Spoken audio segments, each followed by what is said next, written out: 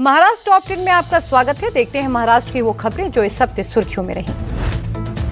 महाराष्ट्र सरकार ने किसानों के लिए 36,585 करोड़ रुपए की कर्ज माफी का ऐलान किया है, जिसे राज्य के इतिहास की अब तक की सबसे बड़ी कर्ज माफी माना जा रहा है। मुख्यमंत्री देवेंद्र फडणवीस ने कहा कि इस फैसले से करीब 56 लाख किसानों को फायदा मिलेगा। सरकार की पुण्य श्लोक अहिल्या देवी होलकर शेतकारी कर्ज माफी योजना से 2 लाख रुपए तक के कृषि ऋण माफ किए जाएंगे और नियमित रूप से ऋण चुकाने वाले किसानों को 50,000 रुपए का प्रोत्साहन अनुदान भी दिया जाएगा।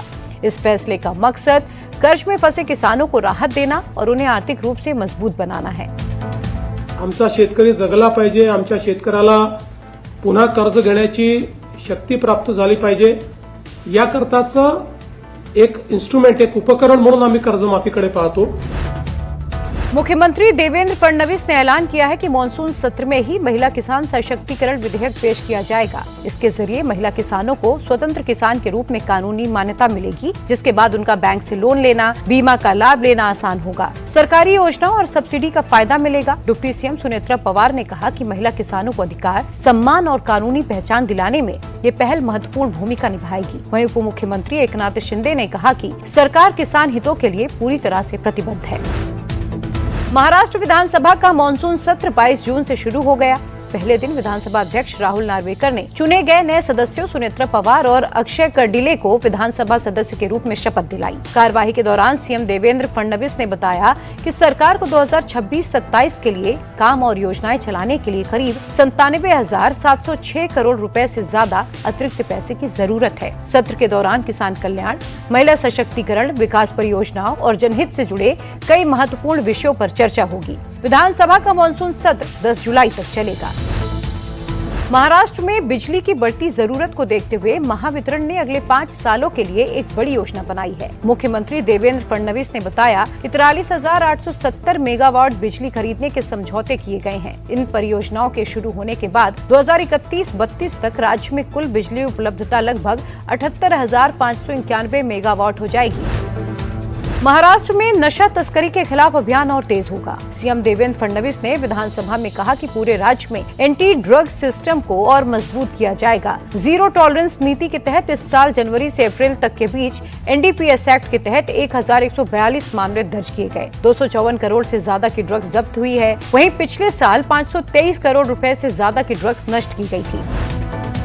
सरकारी कामकाज को और तेज, पारदर्शी और स्मार्ट बनाने के लिए महाराष्ट्र सरकार जल्द ही महा एआई लागू करने जा रही है। मुख्यमंत्री देवेंद्र फडणवीस ने इसकी समीक्षा करते हुए कहा कि आर्टिफिशियल इंटेलिजेंस आधारित ये सिस्टम विभिन्न सरकारी विभागों में कामकाज को अधिक प्रभावी बनाएगा।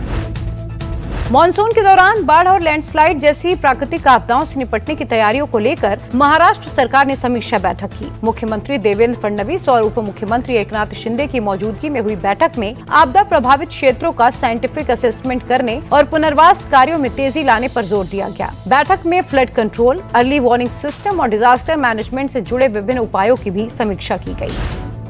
महाराष्ट्र के सहकारी क्षेत्र और चीनी उद्योग को मजबूत करने के लिए केंद्रीय सहकारिता मंत्री अमित शाह ने 3,000 करोड़ की 2 बड़ी परियोजनाओं को शुरू करने का ऐलान किया है। अमित शाह ने मुख्यमंत्री देवेंद्र फडणवीस और डिप्टी सीएम एकनाथ शिंदे की मौजूदगी में बताया कि कोल्हापुर में 1,500 करोड़ रुपए की लागत से एक कोऑपरेटिव प्रोसेसिंग प्रोजेक्ट शुरू किया जाएगा। वहीं पुणे में बंद पड़े नेशनल हेवी इंजीनियरिंग कोऑपरेटिव के पुनरुद्धार के लिए भी 1,500 करोड़ रुपए का निवेश किया जाएगा।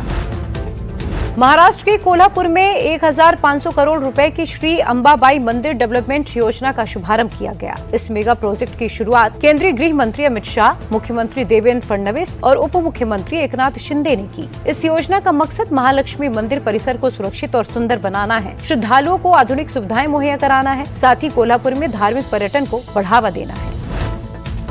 नागपुर में यंत्र इंडिया लिमिटेड के अंबाझरी ऑर्डिनेंस फैक्ट्री कॉम्प्लेक्स में एक बड़े प्रोजेक्ट की शुरुआत हुई। 10,000 टन क्षमता वाले अत्याधुनिक एल्यूमिनियम एक्सट्रूजन प्रेस प्रोजेक्ट का भूमि पूजन रक्षा मंत्री राजनाथ सिंह और सीएम देवेंद्र फडणवीस की मौजूदगी में हुआ। इस प्रोजेक्ट से देश में ही हाई क्वालिटी वाला एल्यूमिनियम बनाया जाएगा, जिसका defence, aerospace, missile programme, railway और अन्य स्ट्रैटेजिक सेक्टर्स में इस्तेमाल होगा।